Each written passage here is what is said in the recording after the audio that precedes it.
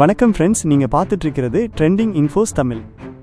என்னப்பா தமிழ்நாட்டு அரசியல்ல இப்போ டாக் ஆஃப் த டவுன் எதுன்னா அது இந்த அதிமுக மைனஸ் பாஜக கூட்டணி பஞ்சாயத்து தான். அண்ணன் தம்பி போல இருந்தவங்க இப்போ சீட் விஷயத்துல ஒருத்தர் மடியில ஒருத்தர் கை வைக்கிற ரேஞ்சுக்கு போயிட்டு இருக்காங்கன்னு தான் சொல்லணும். விஷயம் என்னன்னா, இந்த முறை எப்படியாவது தமிழ்நாட்டில் ஒரு 15 இடங்களையாவது பிடிச்சே ஆகணும்னு பாஜக ரொம்ப முனைப்பா இருக்காங்க. ஆனா அவங்க குறி வைக்கிற இடங்கள் தான் அதிமுக மேலிடத்தை கொஞ்சம் யோசிக்க வச்சிருக்கு.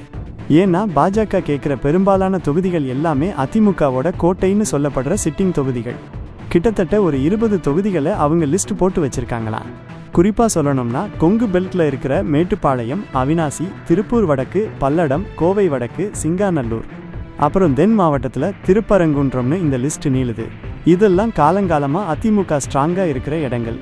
இப்போ இந்த இடங்களை எல்லாம் பாஜக கேட்டா அதிமுகவோட வேட்பாளர்கள் அப்புறம் நிர்வாகிகள் நிலைமை என்ன ஆகும்? நம்ம கோட்டையிலேயே கை வைக்கிறாங்களேன்னு அதிமுக தரப்புல இப்போவே புகைச்சல்கள் ஆரம்பிச்சிருச்சு. பாஜக தரப்புல என்ன நினைக்கிறாங்கன்னா, இந்த தொகுதிகளில் அவங்களுக்கும் செல்வாக்கு கூடியிருக்கிறதா ஒரு கணக்கு போடுறாங்க. ஆனா வாழ்க்கை கொடுத்த கட்சிக்கே ஆப்பு வைக்கிறாங்களேன்னு அதிமுக தொண்டர்கள் மத்தியில ஒரு பேச்சு ஓடுது. இதனால 2 கட்சிக்கும் இடையில இருக்கிற இந்த சீட் பேச்சுவார்த்தை இப்போ ரொம்பவே சூடு பிடிச்சிருக்கு. கடைசியில எடப்பாடி பழனிசாமி அவர்கள் விட்டு கொடுப்பாரா, இல்ல பாஜக அவங்க கேட்ட தொகுதிகளை வாங்குவாங்களா? பொறுத்திருந்து தான் பார்க்கணும். இதை பத்தி நீங்க என்ன நினைக்கிறீங்க?